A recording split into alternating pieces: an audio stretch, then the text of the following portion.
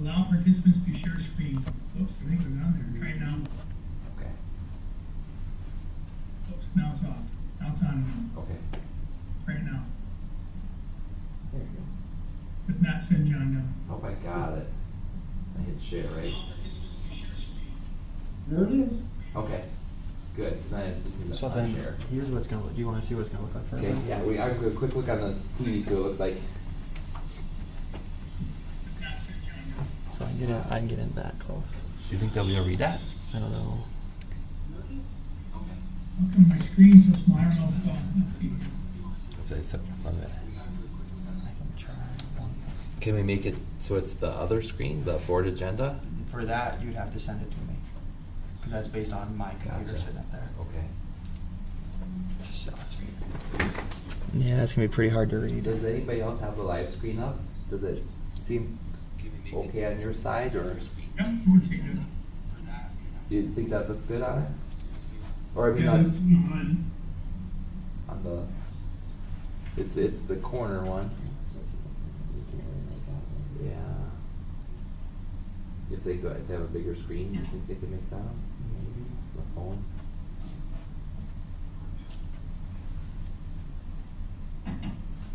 I mean, we'll have the overall one that'll show that they can see nice and big. It's not looking completely. I just need my screen on.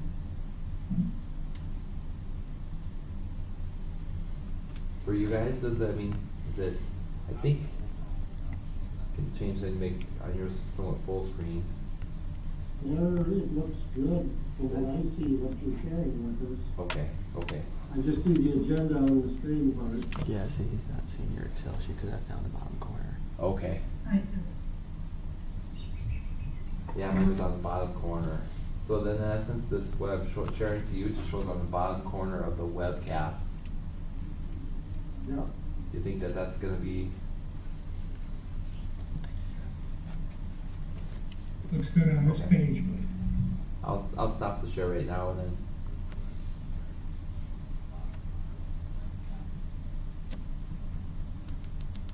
nice background, Rob. hey, thanks.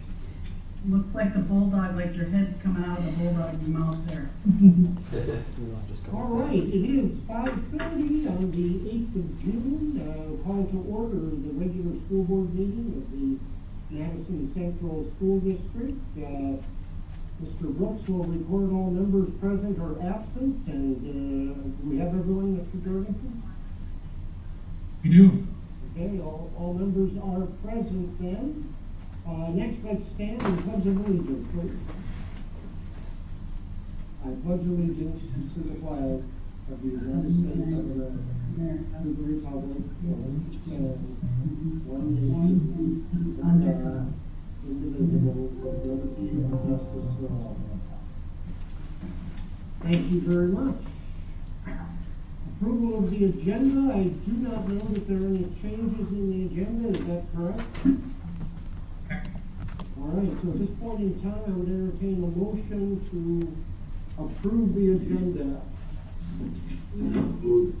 All right, Mrs. Kaufman, have the motion. Mr. Bundy, was that you on the second? I think that was Mr. Miller. Mr. Miller, okay. Mr. Miller with the second. Further questions or discussion on the agenda? Hearing none, all in favor of approving the agenda, signify by saying, no, I'm sorry, Mr. Brooks, call the roll. Roll call. Nelson, Aye. Miller, Here. Hanamichael, Aye. Schultz, Aye. Kapperman, Aye. Bundy, Aye. Farrell. Aye. So approval of the agenda is complete. Next, item number 6, approval of consent items 7 through 9. First item is the May 11th meeting minutes, which have been posted and also circulated. Mr. Bundy, Mr. Nelson, and myself went through the bills with Mr. Brooks. I think we found everything pretty much in order. Our financials are available for everybody there on the website. Brings us up to number 9 in personnel action. Mr. Jorgensen. We have a few different personnel actions tonight. First under resignations, Connie Silva, a lunchroom supervisor. Joyce Strickland has done some special ed bus driving for us. And Betsy Schamber, our middle school student advocate, all had resignations.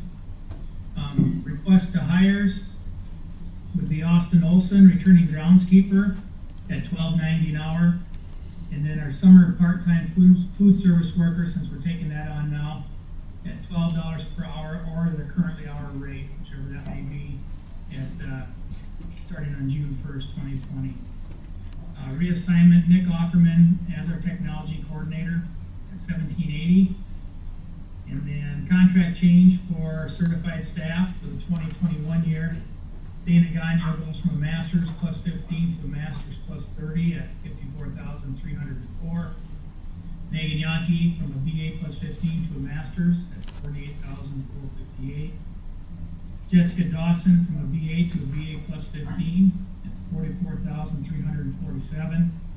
And Devin Bruna from a BA to a BA plus 15 at $44,455.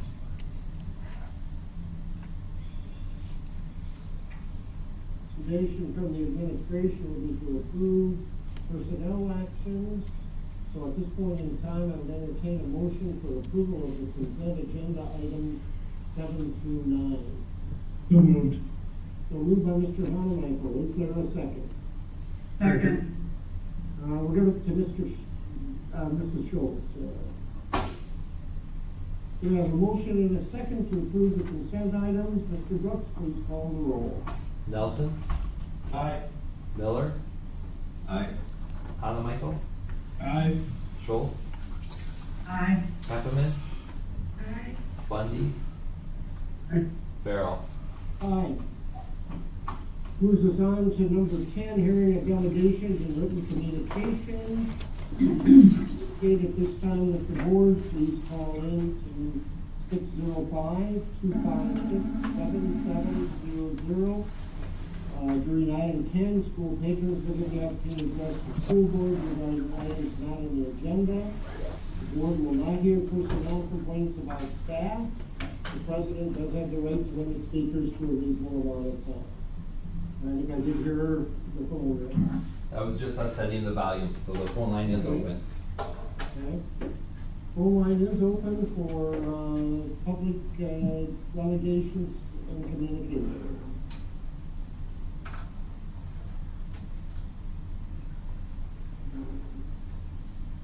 There's about a 15-second delay, it looks like.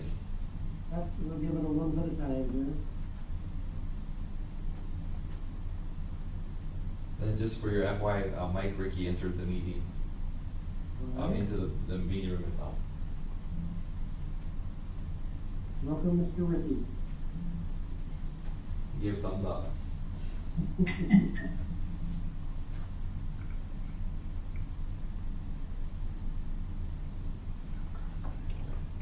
One more time, if anyone wishes to have hearing of delegations, the number to call is 605-256-7700.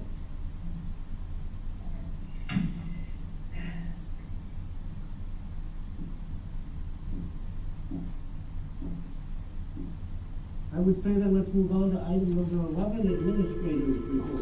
Oh, we're getting a phone call in. Okay. Madison Central School Board meeting. Hello? Madison Central School, are you wishing to address the school board? Okay.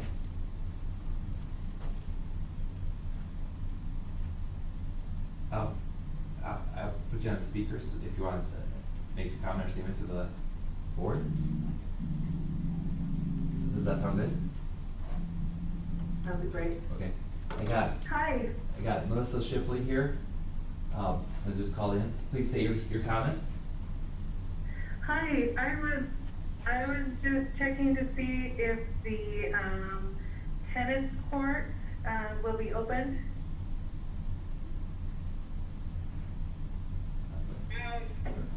I did. Can you hear me? Yes, Can you hear me? Okay, Uh, sorry. I just moved the Yes, screen. would that be That'd be something that Yeah. Mr. would be able to answer for us. It'll depend on the outcome of what Mr. Jorgensen talks about with you today.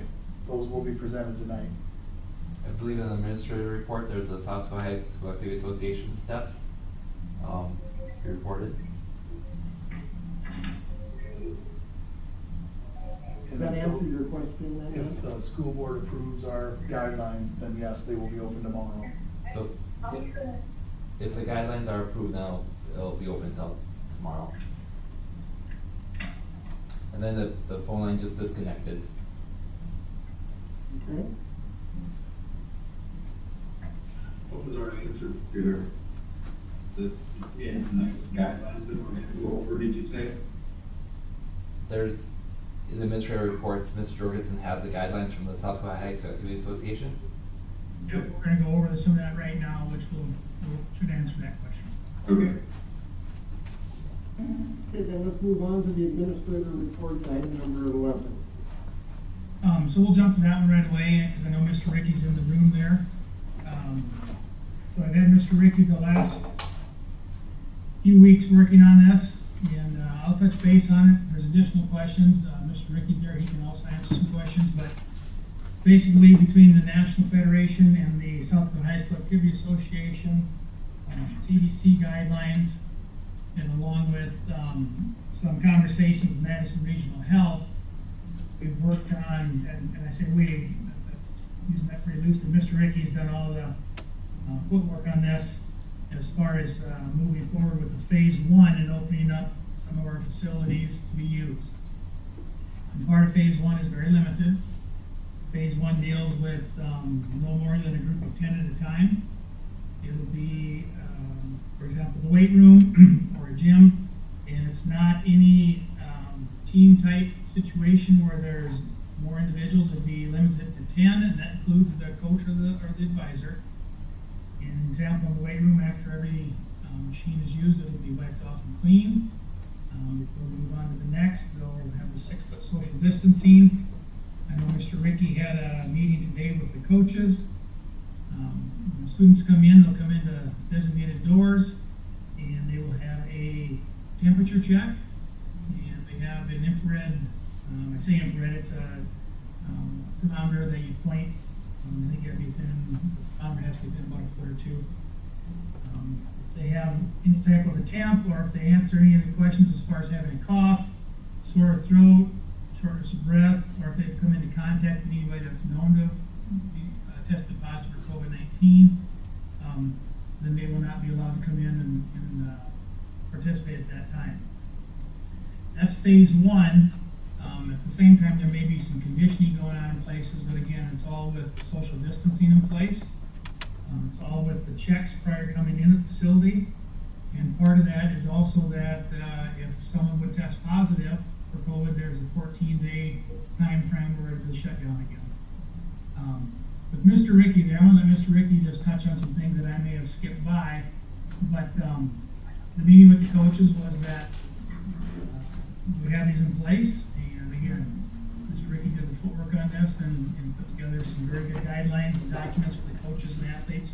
And I know those coaches are sending them out to the kids as well. So if you can get Mike maybe to touch on anything else he wants to add to that.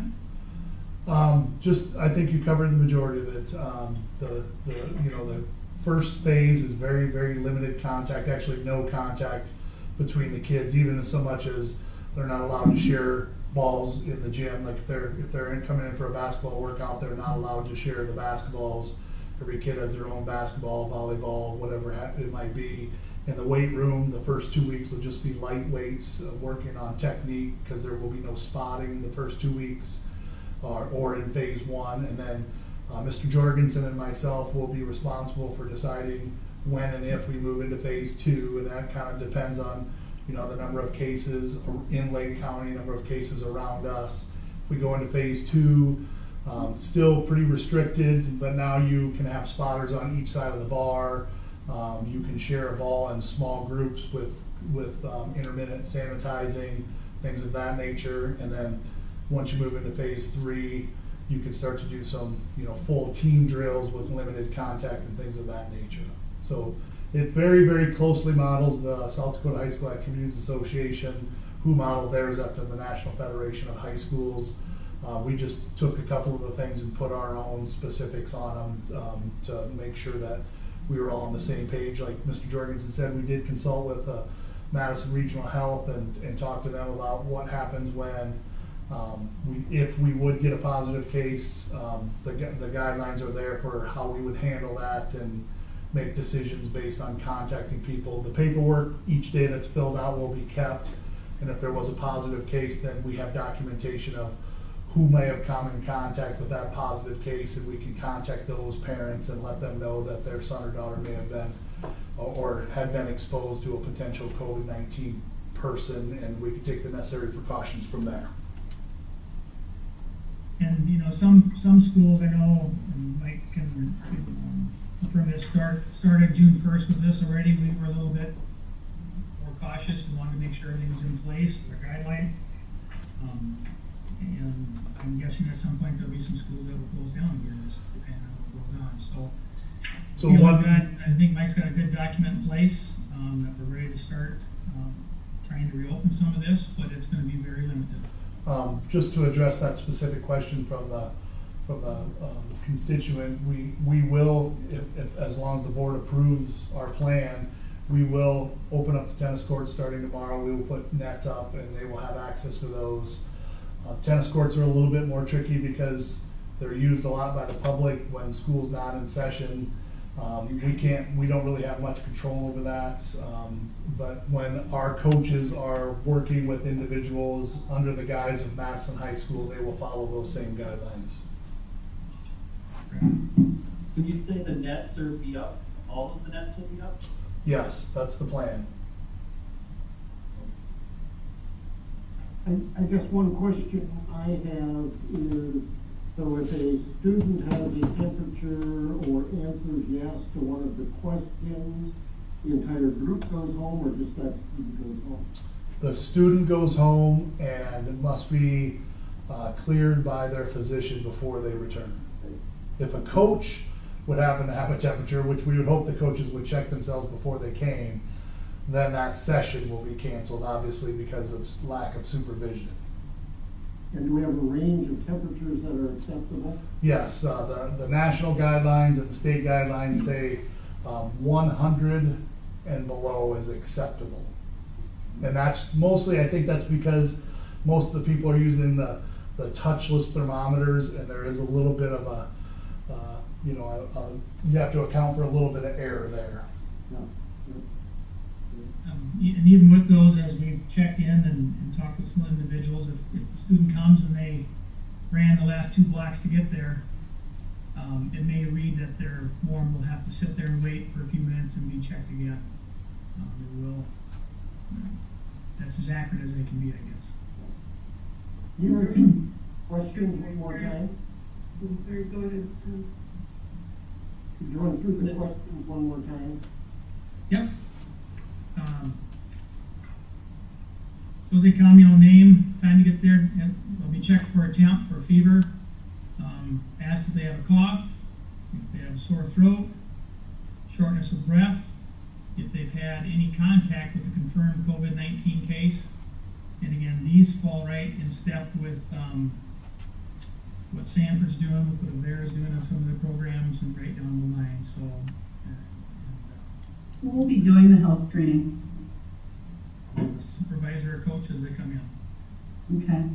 I guess one other one that I just went through this with an appointment at Sanford on last Wednesday.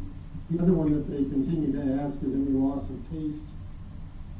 And that seems, as Kello had a feature on that also, the person, that was the only symptom that they had. We may want to be sure that that gets added. Is any change in their taste? I could certainly get that added. Are we returning all sports? Yes, the ones that have expressed interest in workouts are boys and girls basketball, football, gymnastics, tennis, and then our strength and conditioning program. Those are the coaches that have inquired, and typically, in my experience, those are the coaches or the sports that have done summer workouts. There's not a lot for track and field or cross country or those other sports, but so those are the ones that we're planning for now. If other sports want to jump on board, they will have to get a set of guidelines set up for their sport that would pretty much mirror the other sports. And then where do we house these records of each coach? The coaches will keep the records in a folder. They each have a folder for their specific sport. They will record those and keep them in their folder, and then every 2 weeks they will give those to me, and I will keep those in my office, and I'll look through them to make sure it's kind of a way for me to police the coaches to make sure they're doing what they're supposed to be doing, and then I will keep them in a secure location in case we need to access those at a later time. And I think this might be my final question, sorry. If somebody says they're being tested, are you categorizing that as they would be removed from practice? And Absolutely. If they're saying they're being tested, we're going to assume that they have symptoms, and we will immediately remove them. Okay. Thank you. Again, this wasn't developed overnight, obviously, and Mike's done a nice job of getting a lot of different information from a lot of different areas. So I think it's a way to start the reopening, and we'll see where it goes. And it's not that any student, no student has to do this, obviously. This is just if they want. Right. So again, just trying to work our way back to normal, but we're going to do it slow. Yeah, I was real impressed with this document. I mean, it's very complete, very concise. I like the different risks, the different sports. Can tell a lot of effort and time is put into it. So I appreciate that, both as a school board member and a parent.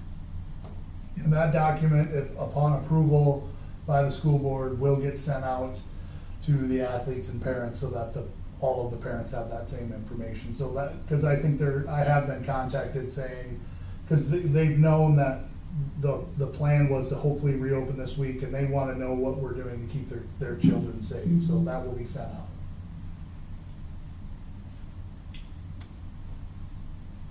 Further questions? We don't necessarily have an action item on that. Look for guidance from either Mr. Brooks or Mr. Jorgensen or Mr. Hickey. Well, my intent was that we've obviously used all these guidelines that are in place. We didn't even board motion, obviously, the school would never do it for us, but I think that what we have in place, unless there's concerns, is something we can move forward with because it's a working document and we can make changes as needed. We've said that too, that coaches, if we feel we need to make a change, we're going to make a change on the go. So with that, our intent will be to reopen that, and that'll get sent out. Mr. Rick will take care of getting that out to coaches, and we'll in turn get it out to students. Any concerns over that from board members? None here. All right, hearing none, then we're 6 minutes past time for our budget hearing, so we'll put on recess the administrative report and move into our budget hearing with Mr. Brooks. Should I take over I'll take over the screen real fast. Go for it.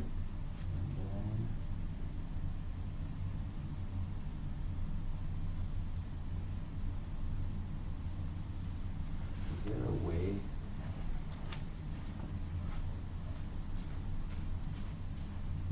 There we go. We're just gonna make sure it's set up on the display. Okay. So we'll start off, just kind of going through the funds. This document I have up first, we'll just quick go over. This is one that's posted to the website. It lists all our funds, all of our revenues, all of our expenditures. The key points to this document, we'll go into the more detail on it is, right, sheet here. In the general fund, if you look at the very top there, you'll see proposed budget and adopted budget. The proposed budget is listed, adopted budget. The difference between that is what's changed in the budget. So if it's a positive number, it's increased, if it's a negative number, it's decreased. And we do have a number of funds this year that has decreased. We'll go through each one. The one I want to touch on right away is just the general fund. The general fund, has increased by 2.4% from the prior year. But of that 2.4%, 75,000, just over 75,000 is our pension payment. That'll happen next year, but typically what came from the pension fund, but that's not there no more. And 30,000 has to do with our school improvement grant, and so that's 105,000. With that taken out, our general fund really only increased 1.1%. So I just wanted to kind of, that number's not that it's misleading, but it's just a different way we had to do that fund based on some law changes. And then just with that document, scroll down, you see the means of finances, all the revenues, where they come from. And then appropriations, that's all the expenditures kind of broken out by category. And I go somewhat quick because we'll go into now detail on these items. So I just brought up my, oh, I gotta share that document now too. Okay. Let me get this set.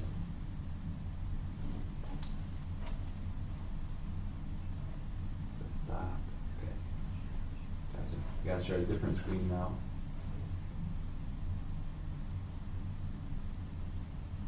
There. Came up. Is that size good for everybody? Looks good. Okay. So then this is the general fund, and this is our, oops, I'm on the wrong one. And this is our revenues. I apologize. There's the revenues. So with this, by columns 2020 and 2021, that's next year's budget. The 1920 is this year's budget, and the 1819 is the budget year before, just for reference. It'll show all the account codes in column A. That's how we break things apart to keep them separated. B is the descriptions, and C is the fields. So when we're looking at our general fund, this is how we'll finance it. I have color coded, let me shrink that down just a little bit. I have color coded call a row 4 and row 22. Those two make up the state formula.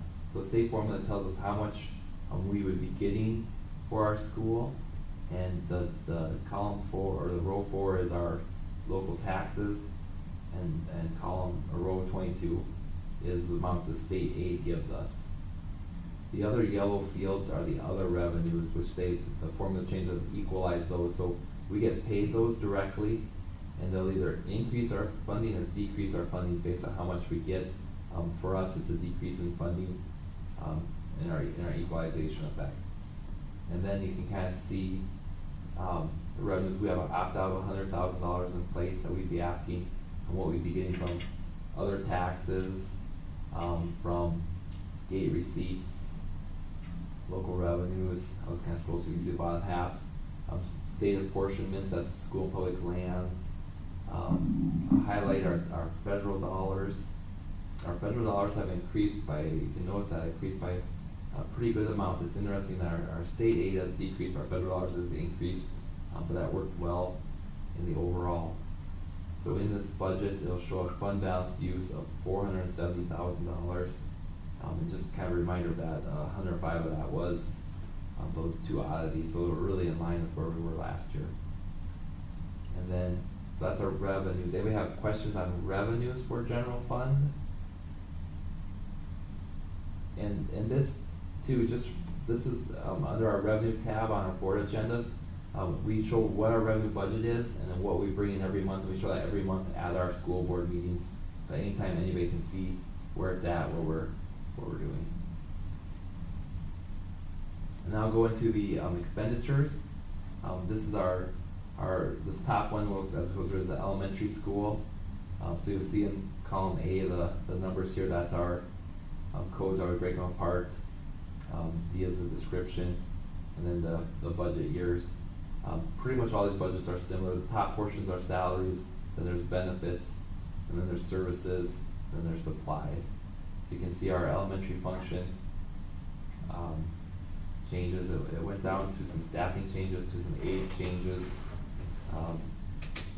Let's scroll down. One question on that. Yep. Yeah. see a significant decrease in the $8 from 29? So, in the past, our aids were Title I aids, and we had to switch them to general fund aids as federal dollars decreased. But now we've been given an increase in federal dollars, so they were originally, federal or Title I aids, they moved back into the Title I program. So we didn't decrease the FTE, any, it just shifted where their funding came from. Thank you. Yep, and so that's where those federal dollars increase has benefited us, quite a bit. And so then we also have, part of the federal dollars is this Title II class size reduction. That's a smaller grade in our elementary. Instead of having them be, maybe 3 sections, we're giving funds to hire a teacher, make it into 4 sections. And so we have a small class, and as they come through, this position changes, and we're increasing dollars, so that shifted a teacher's salary into there. We gained about 6,000 from the prior year on that. And those two together equal our elementary program. You can see our elementary program, we had about a decrease, no FTE count change, but about a decrease of 70-some thousand, and most of that is from title programs, federal programs. So then we'll go into our middle school program. You can see the middle school program. The aid increase there has to do with our ELL. It was, last year was budgeted under the certified teacher, so it was up in column, or in row 29. This year we separated it into 31, and then this has, in essence, the teacher package increase to it. You can see the health insurance, you kind of note all the different line items. Not a lot of changes to the budgets. We have pretty much the same FTE count as we had the prior year. Just the changes were in special ed. Here's then the high school program. You can see the salary changes went up. Health insurance shifted a little bit, not just people whether they come on or off. Professional and technical has to do with, that change was our aviations class. They added a period of that for the full year versus semester, so that's that change. Otherwise falls right in line. Those 3 that I just showed, that's probably 75% of our budget. So the rest that we're going through are just smaller portions of the budget, but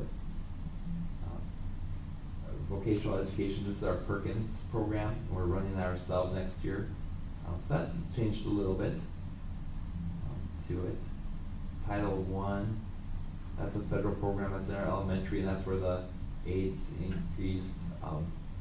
There's 3 teachers into that program. And at any time, if anybody has a question, go ahead and just say it now. I'll pause and you can address it. Law enforcement, that's our SRO contract with the city.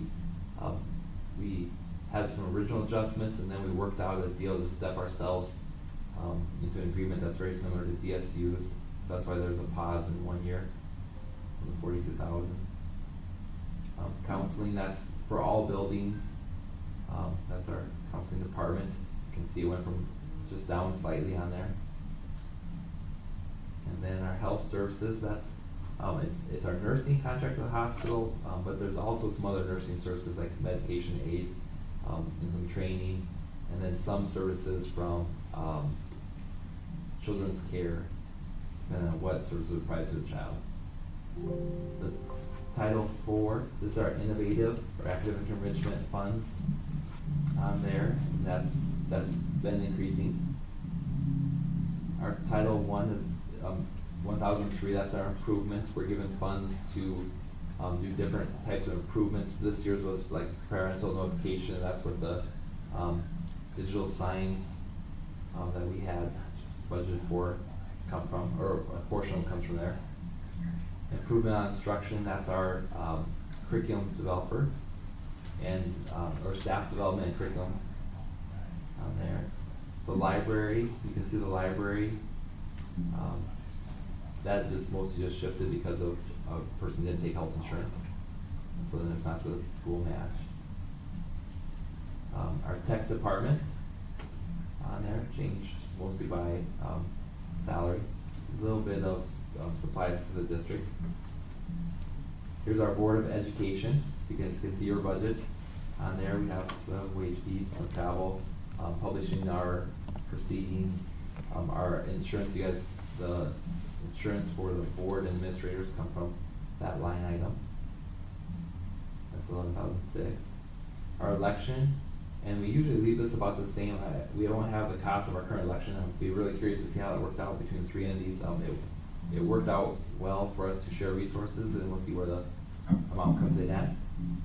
Legal services, each year there's just different legal services where we have to seek counsel and guidance on some things. Our audit services, our audit firm that we hire each year to come in, that's the cost of that, 10,003. Commencement, we moved that into high school a couple years ago, so that there's nothing direct from there. It's just such a small item to keep by itself. The superintendent's office, you can see the superintendent office changes in there. I think it's good that we see, each group, all these they're the stake calls them functions. Here's the principal functions. You can see the line items there of how they changed. The big change was in salary piece. There was last year budgeted in case we had a lot more students in the elementary. If we needed a part-time or some portion of another administrator down there. So that's a decrease you see there, because the student count dropped back again. And then the co-op director, there's no longer any general fund services. Medicaid claiming, there's no longer any general fund to that. Fiscal services, this is the business office, and we have 3 FTEs in this office.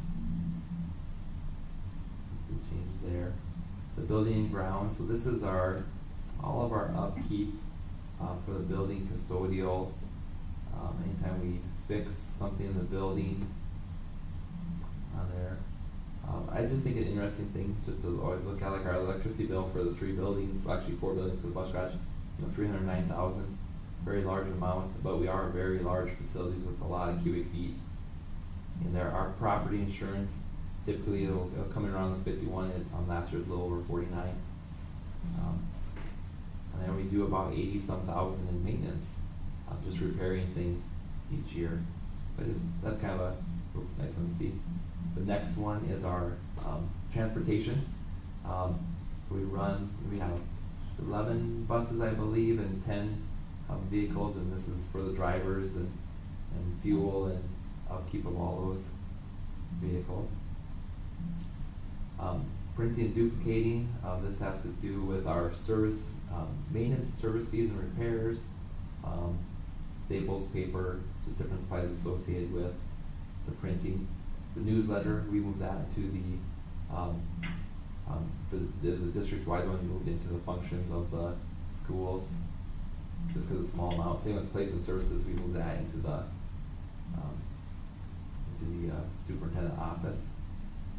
Here's our non-public school. So we have services that we must provide to students even though they don't attend our school, but they go to non-public school.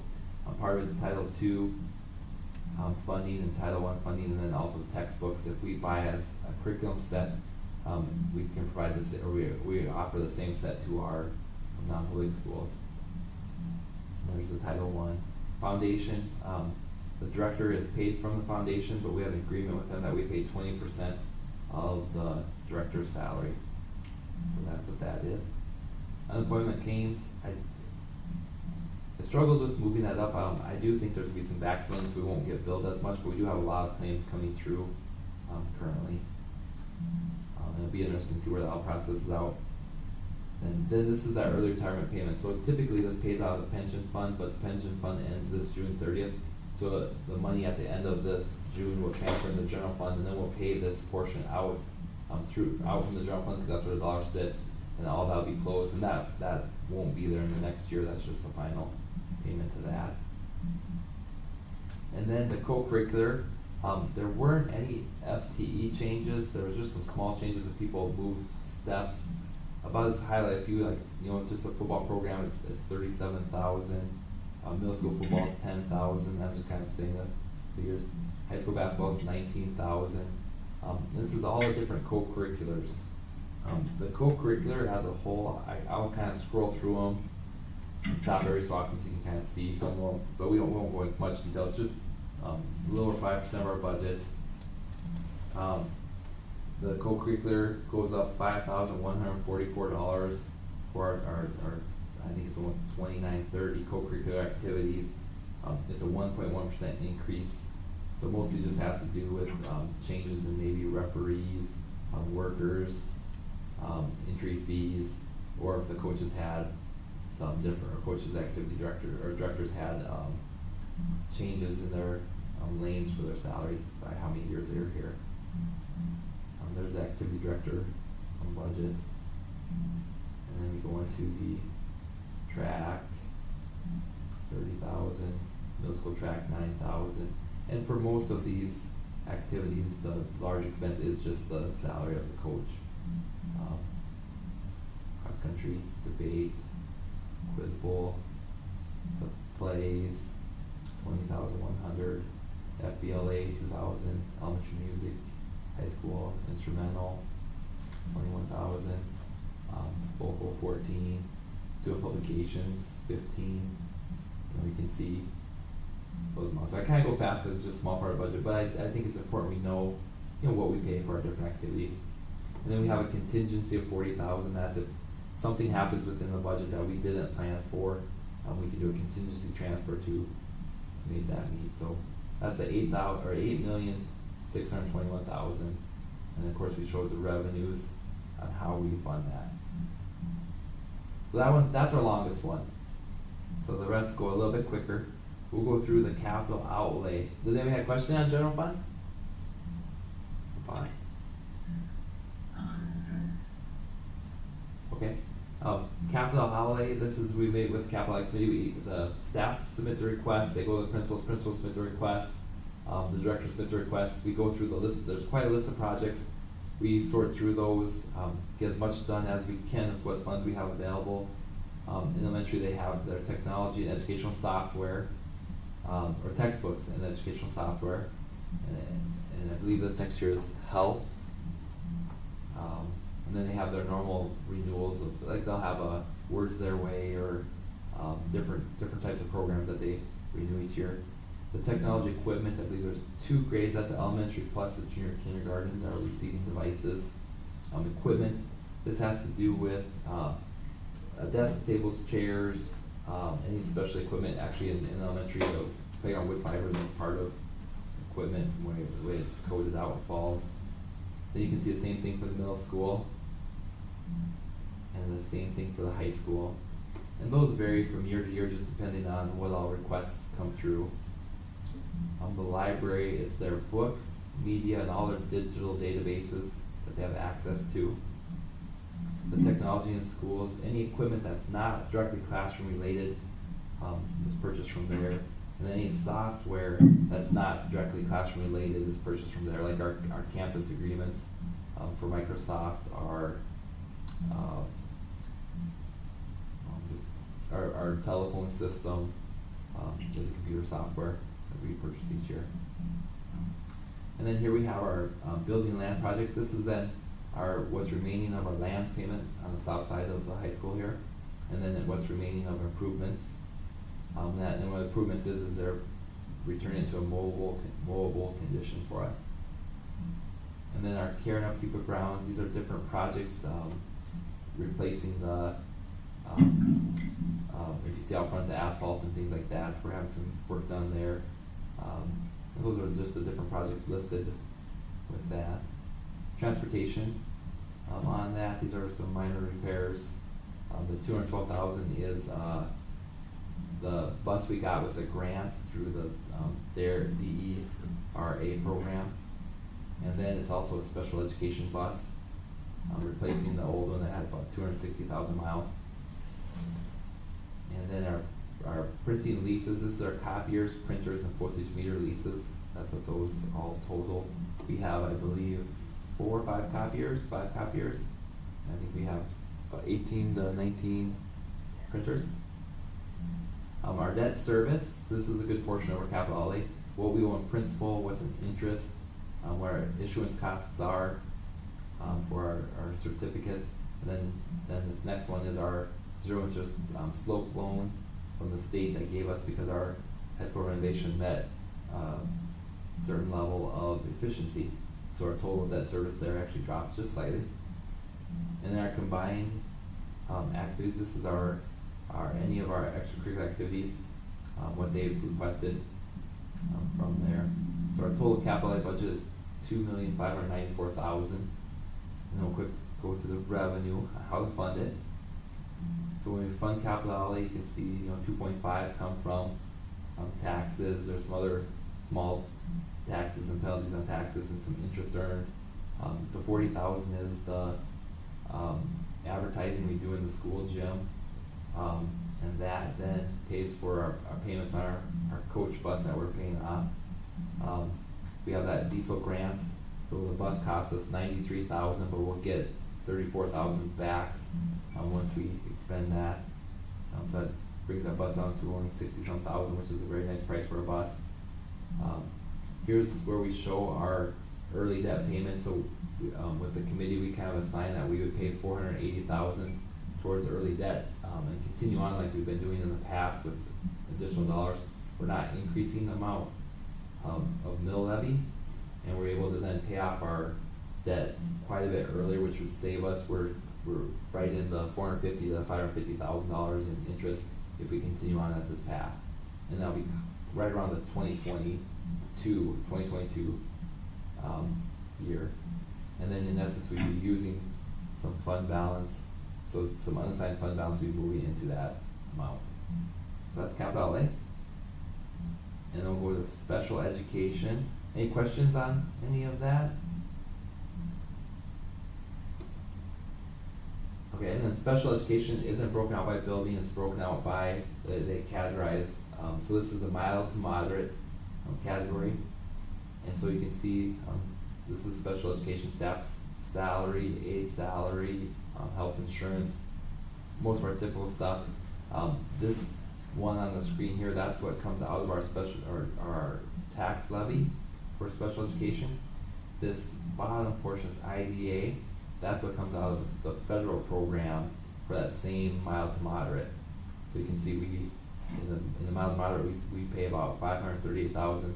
The federal government pays about $259,000. So our total mild to moderate is $797,000.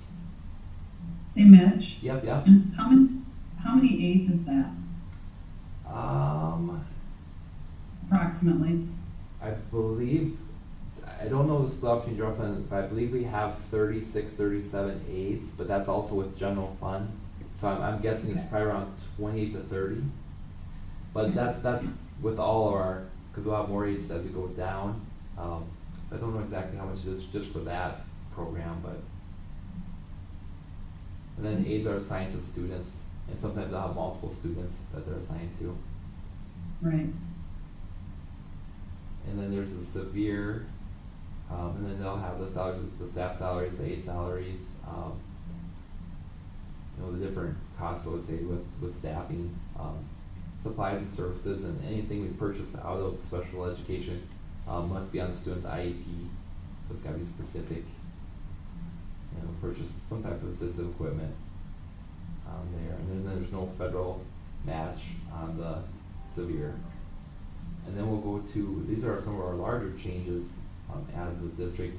Our day program services will go down. We have a student that ages out, and our residential programs will decrease. We have 2 students that age out, and so you'll see a drop on there. If the student moves in, of course, that would go back up, but as it looks now, we'll see a decrease in those 2 areas.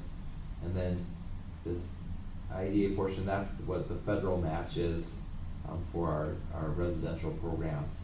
There's a not a large amount, but $20,000 is a nice match that the federal government does to help out with those students. So you can see our program dropped from $250,000 to $132 on there. Here's our early childhood program. This is children not yet of school age, but have qualified for special education services. There's one FTE and some aides and an aide. I think it's 8.5 in there. And then here's the federal. There's a federal match on the early childhood, so it's just a small amount, $3,400. And then we have nursing services, if there's anything directly related to an IEP. Psychology services. This is what we get through the co-op. Every student entering into special education needs to have a certain test administered by a psychologist, and then they also do some annual evals on them, 3-year renewals. Speech therapy, we have 2 speech therapists. Here's their budget for their program. And then we have physical therapy, and occupational therapy. It looks like our hours and IPs remain very similar, so we left the dollars the same on those.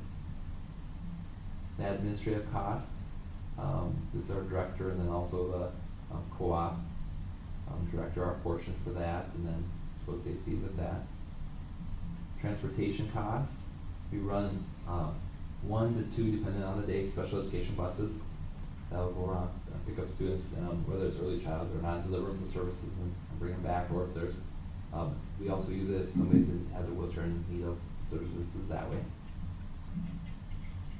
So that's the special education program. You see that it's a decrease. You don't see that very often in special education program, but we're sitting in a time where we have a few less students than we had in the past. So here's how we fund it. The 2 numbers in yellow or gold, that's the state formula. So they give us a formula, and then this is a portion that's local taxes, row 50, and then row 57 is the state. And then we get some money from Medicaid, some different types of Medicaid claims. We just have to file some reports now and then based on services done.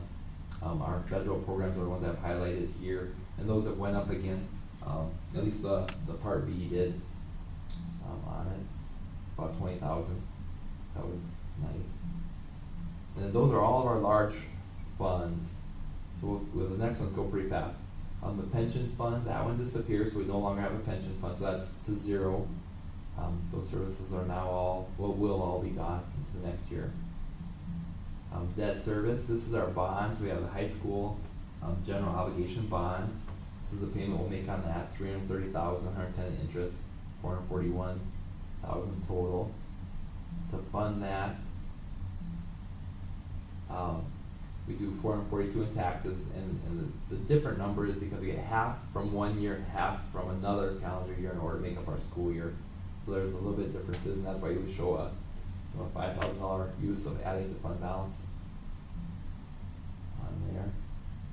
And then food service, this has had quite a bit of changes.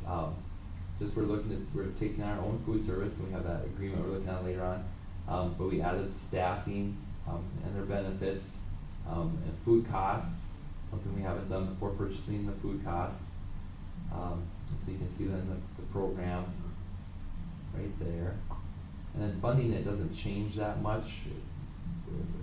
It's projected to be that we'll charge the same rates as we did this last year, very similar. So most of those line items didn't change. We might reduce some of our a la carte items in the offerings, so there might be a little bit of loss there. But so there's the funding to it. We're really close to the end, guys, so I apologize, it goes long, but we're almost there. And our driver's education, that stays relatively level from year to year. The only time it really changes is if in negotiations, we change our staffing amount, then we change the budget, we'll also change the revenue side because we have to up the fees to the participants. 18.5 into that. For driver's ed, it's all what's charged out to the participants. So you can see that there. And then we're to our last fund, health insurance fund. We have our administration fees and reinsurance fees. Then we have our claims that we pay. We're self-insured, so we handle our own administration of it, or not our own administration, our own structure of it. Wellmark, then we hire to do all of our administration and processing of our claims for our participants. And then the revenues for that, we'll bring in most everything in premiums, and then we have a little bit of interest and a little bit of stop loss. And that's the fund that it's been decreasing from year to year, which is a nice trend to see. So our overall budget goes from 15,600,000 some thousand to 50,400,000 some thousand. And that is all of our funds and all of our expenses summed up into one spreadsheet.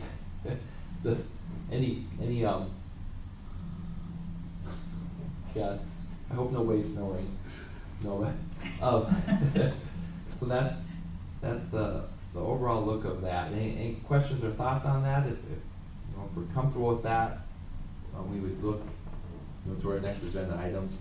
Well, that would be our budget hearing, so we'll stop there. If any questions, just let me know. And then I think, go ahead.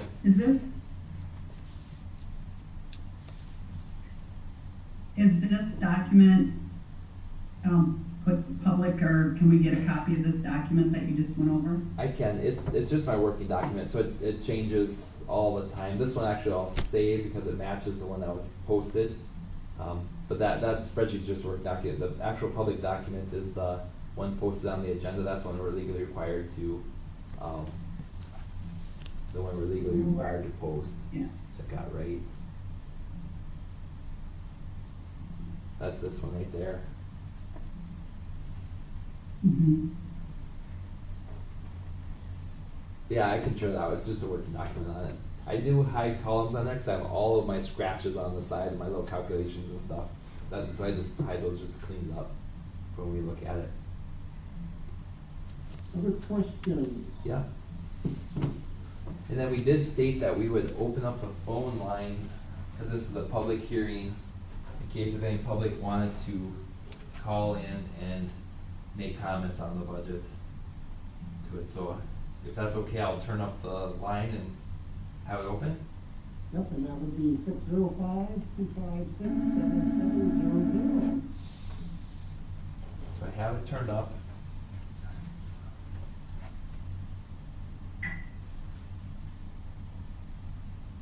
Mitch, once again, thanks so much for your work on this. What a massive undertaking. It really helps though. Our principals and directors and stuff are organized and they get their stuff together, and that helps me really compile things fast. So, I mean, like I just compile it. They have the hard work of kind of getting it down and prioritizing it. So, I appreciate all the work they do in it. And again, thanks to the Finance Committee and the Capital Outlay Committee for doing their input on this also. Yeah. And that helps me with direction.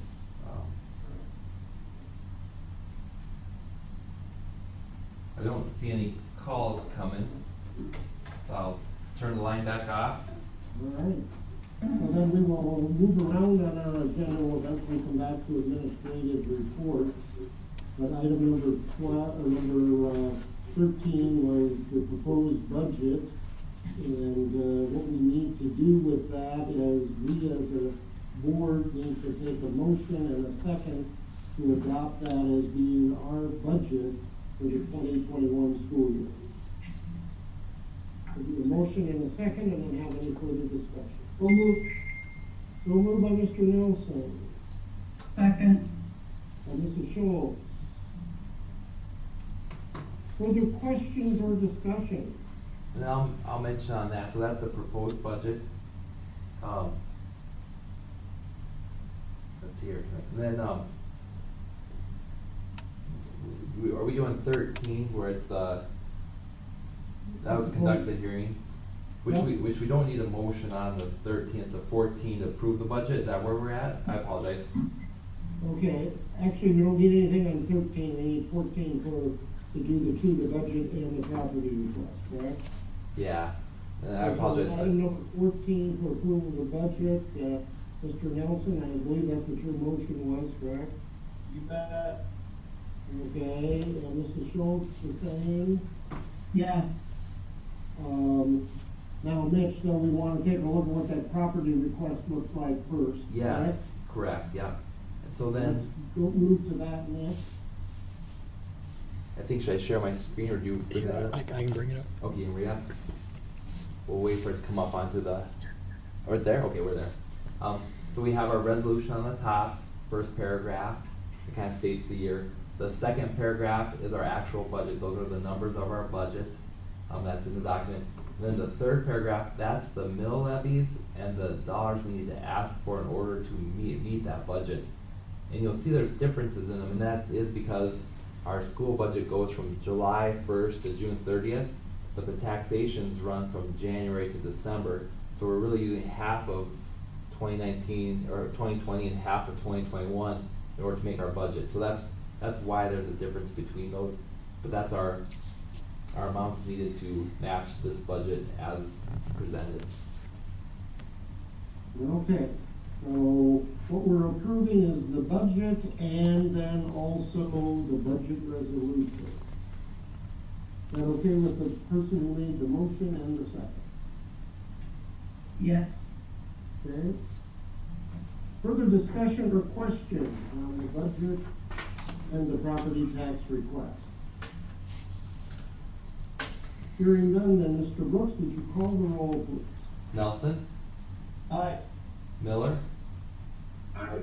Hanamichael, Aye. Schultz, Aye. Kappeman, Aye. Bundy, Aye. Farrell. All right.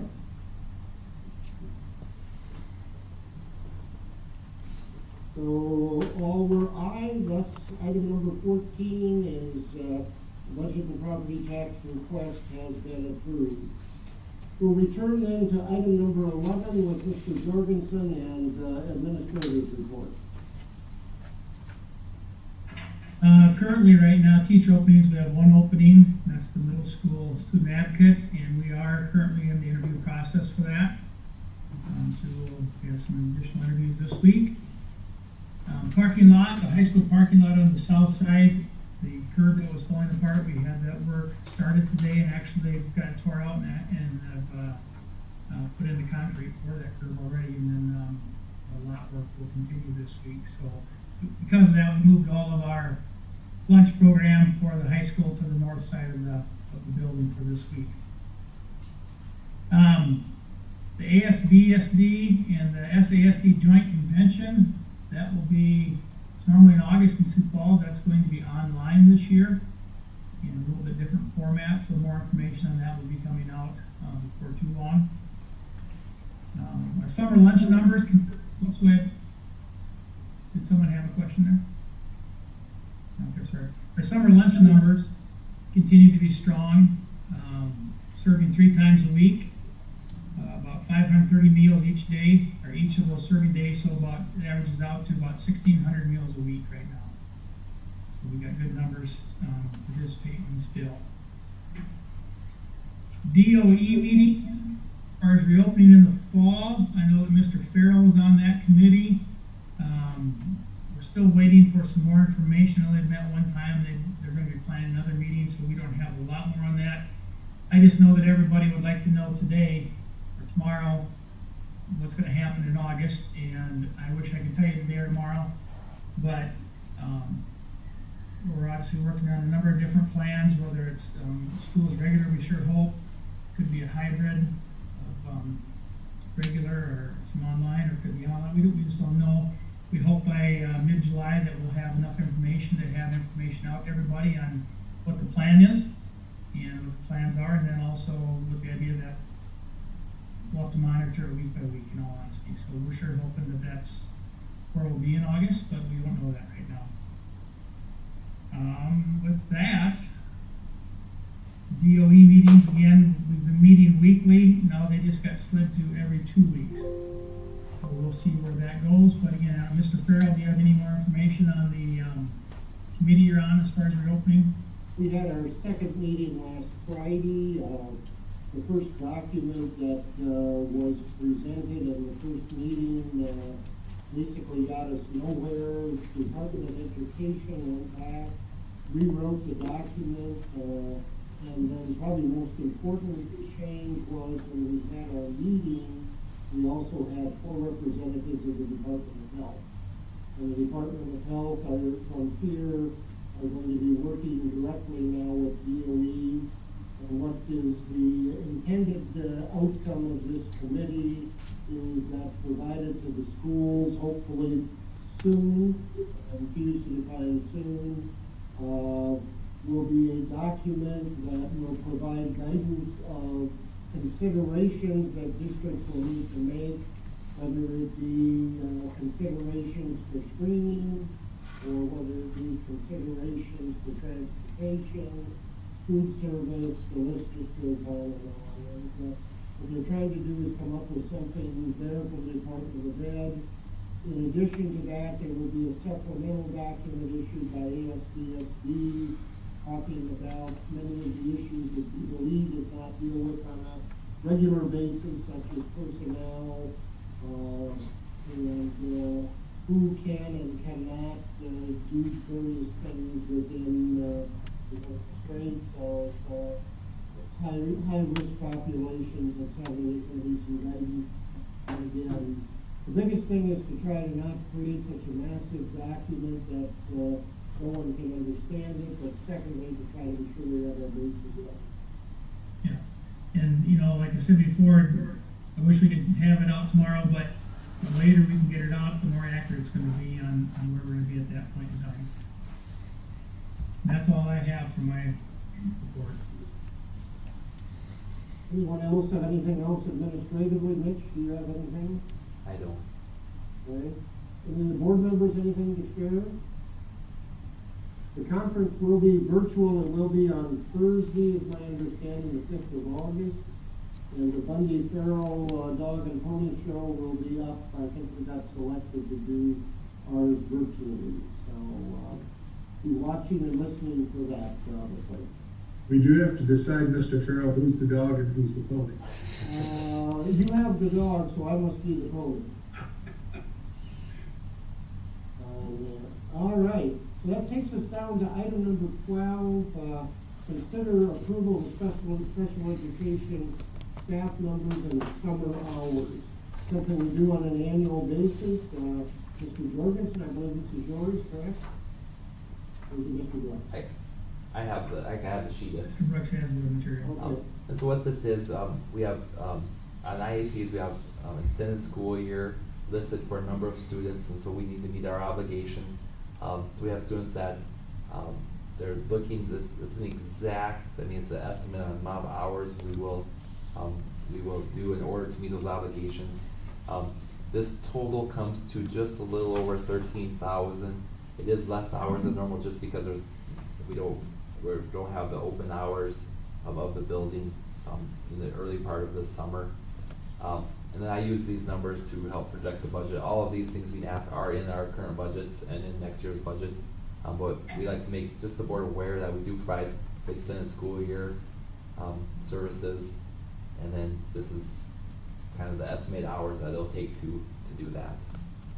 Maybe Mitch, if you would share your screen on that, if we're going through the motion. Do you have it? Oh, it's on the thing. I apologize. I only have the printout. Oh, So it just kind of lists. It is posted on the website. It's linked to the agenda. It just kind of lists the person, how many estimated hours during certain sessions of the extended school year.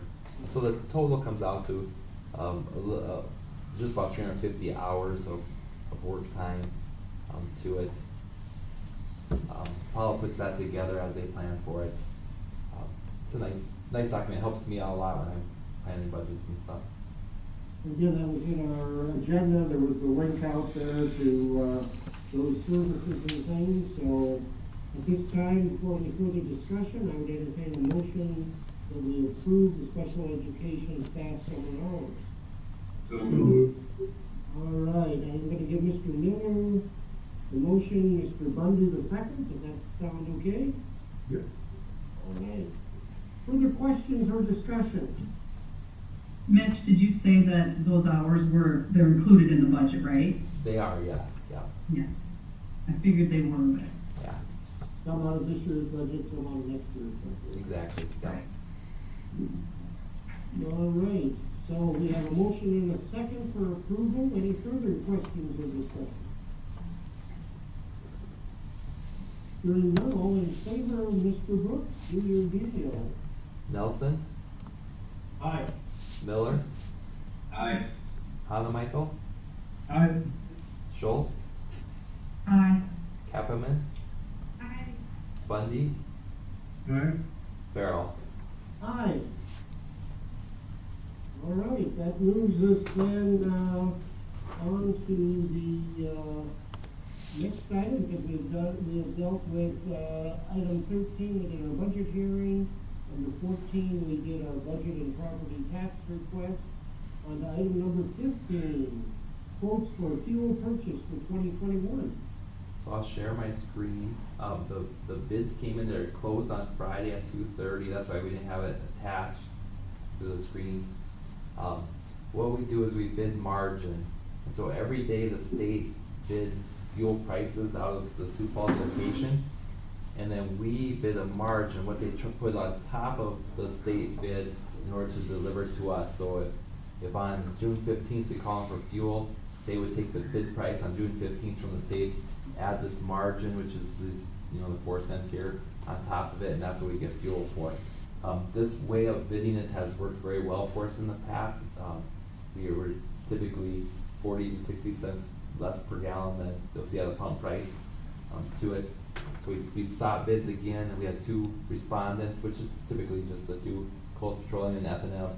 And on this year, Coast Petroleum came in lower in all 4 categories. We bid diesel number 1 and 2, and ethanol, and then just regular unleaded gasoline. So our recommendation would be to approve Coast Petroleum for this next school year. Okay, so a recommendation from the administration for the approval of Coles Petroleum as our vendor for our fuel for the 2020-2021 school year.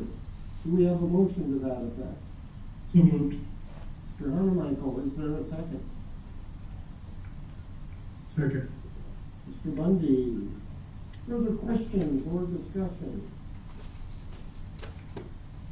Hearing none, all in favor of approval of Coal Petroleum products for the fuel purchase for 2020-2021, sorry. I'm back to face. Mr. Brooks, Wallace. Let's have it. Nelson, Aye. Miller, Aye. Michael, Aye. Schultz, Aye. Kappeman, Aye. Bundy, Aye. Farrell. Aye.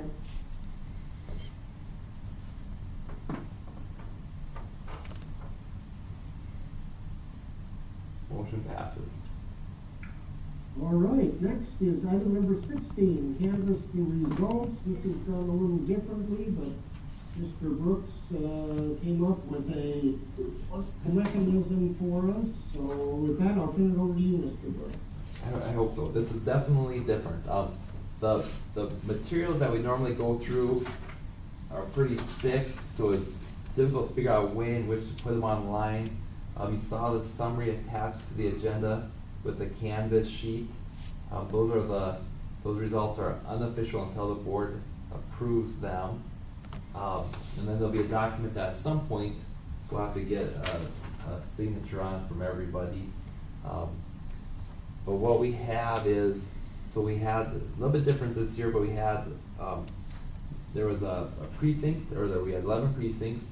Some didn't have any voters show up for school board per se, but they did for other things. And then each precinct would run their process, get their ballots, and then they would turn over to a counting board. And then the counting board would go through and then put each candidate down and the number of ballots. And then they would sign it. So if you kind of see my screen, you can see the process. So I have that for each one of our precincts. Maybe I'll show each one, they'll be on record then, for on the video. Was that enough time to kind of just see, just that they were all there and that they're signed for? I'll even tell there's Lakeview, the candidates, the signing. And then these match that summary sheet that was given. We're not seeing what you're holding up on our Zoom yet. Okay, is it? I see you on the broadcast, but I don't see what you're holding up for our Zoom meeting. Okay, so I'm putting it in front of the QC like me right now talking? Yeah, but all you're showing up is M392B meeting. Oh, I'm on, that's actually the board meeting computer. I'm on a different screen. So there's one that's Mitchell O'Brooks. I'm seeing Mitch on the other. Yeah, we're all seeing that. So it might be, you might have to scroll. I see it now, okay. Okay, sorry. I don't, And I don't know, it's such an awkward way, You know, it's definitely different, but we show the candidates, and really I'm just showing this for record, all the summaries, everything's attached to that canvassing sheet. These are all public documents, anybody can come in at any time to view them on there. We did have, now when I get to one I'll show you, we had our absentees count, we had quite a few absentees, but we also had some that the county board got done with them earlier in the day, and they turned in at the end of the day. So I'm still kind of flashing through from precinct to precinct. But here's one of our absentees. So there's a count done. You can see they put an X on it because more ballots came in at the end of the day. So then they recounted and added them to it.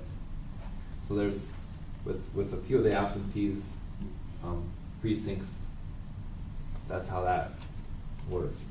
Here's another one where they did a count, but a few more came in at the end of the day. So then there's the official count in their signatures.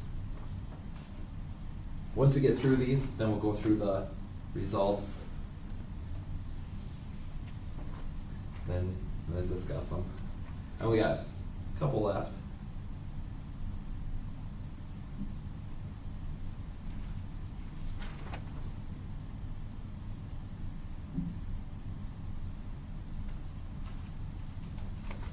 You can round it too.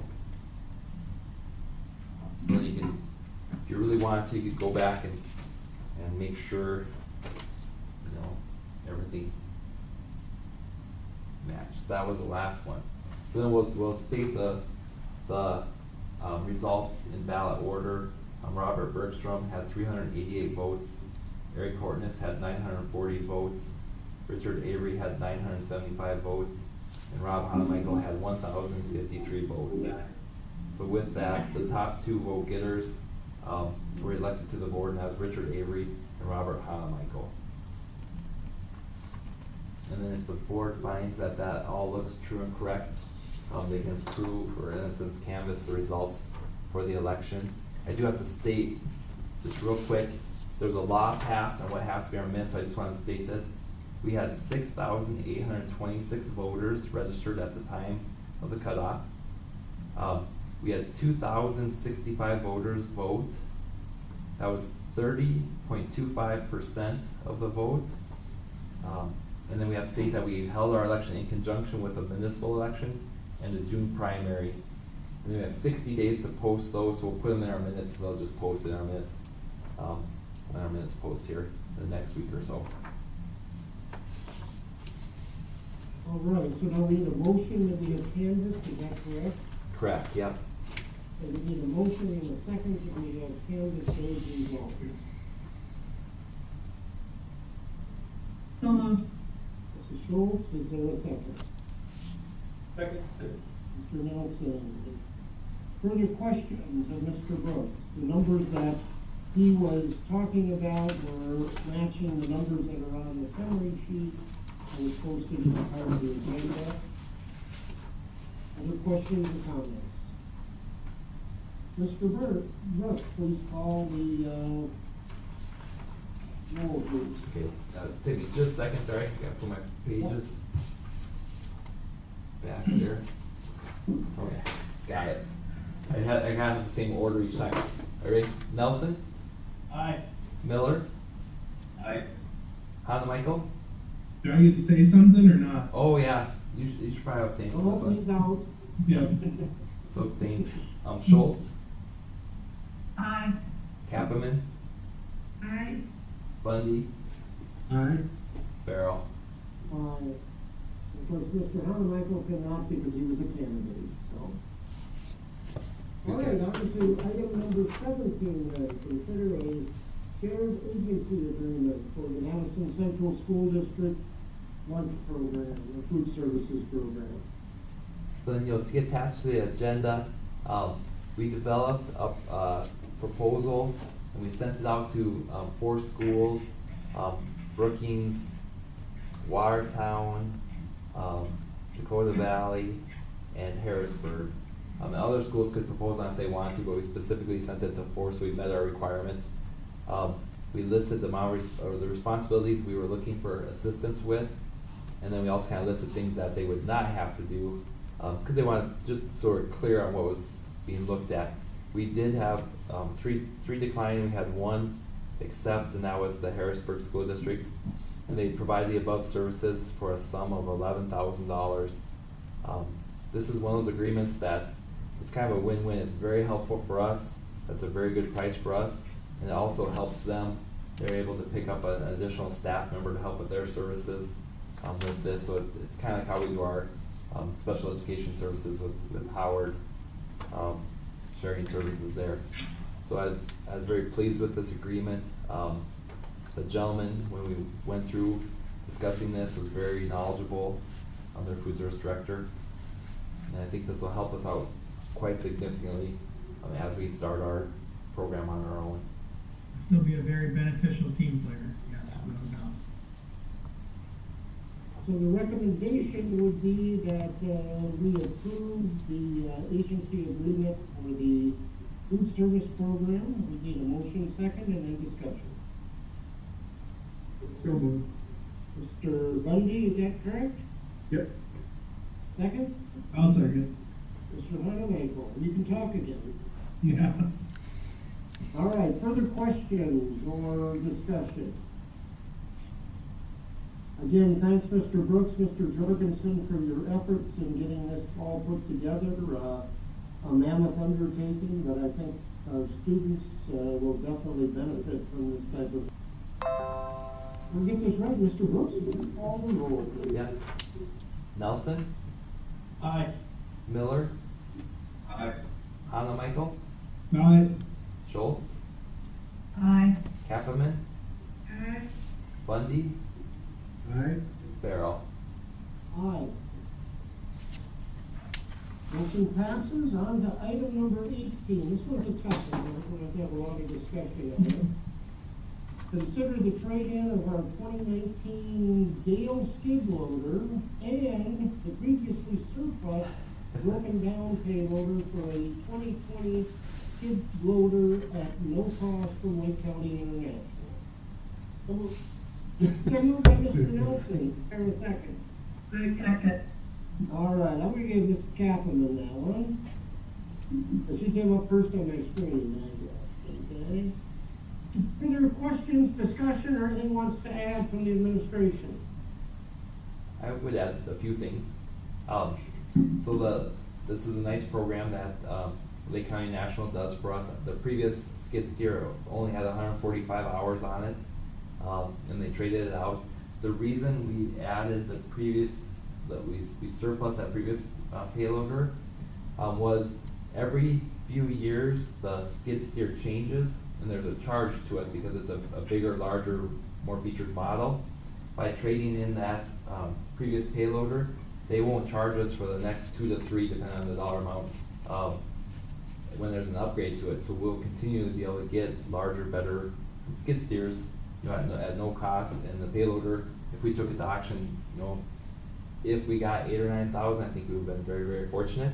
But now we know we get that much credit towards the upgrade of our current skid steers. And I do want to thank Lake County International and Gale for this opportunity for our school. It's very good for us.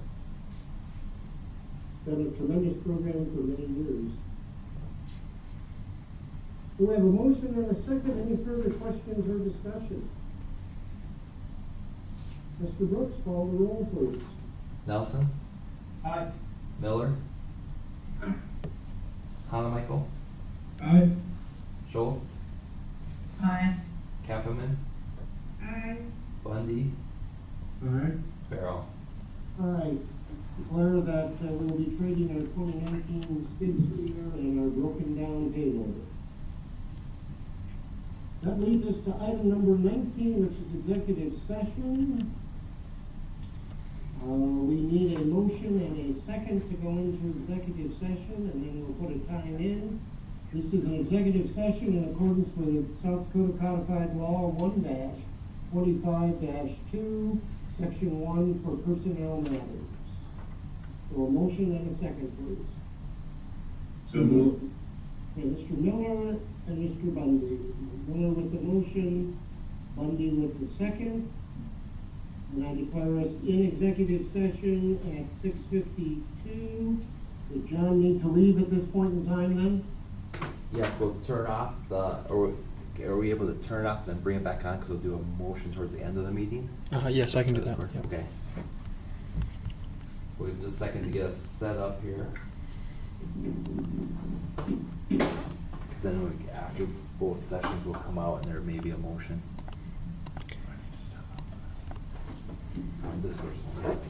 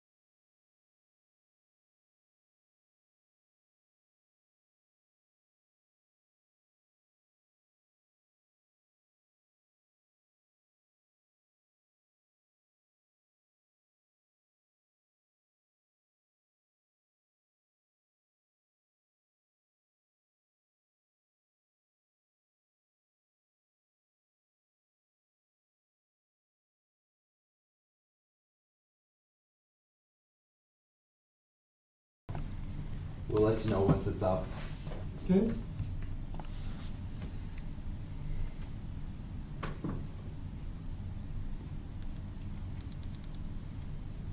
And Mitch, would you read what the recommendations would be for negotiations, and then we'll make a motion? Okay, yes.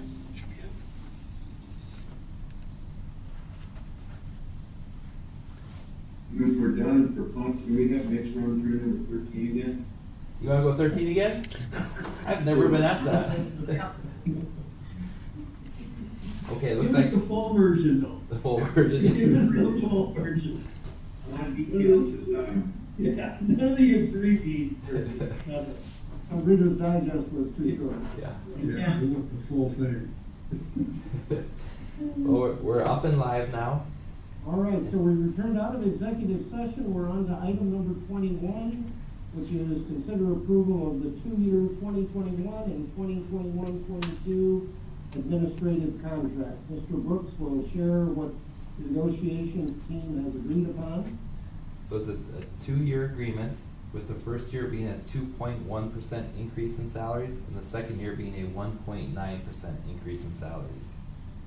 So we need a motion to that effect for the 2.1 and the 1.9 increase for the administrators.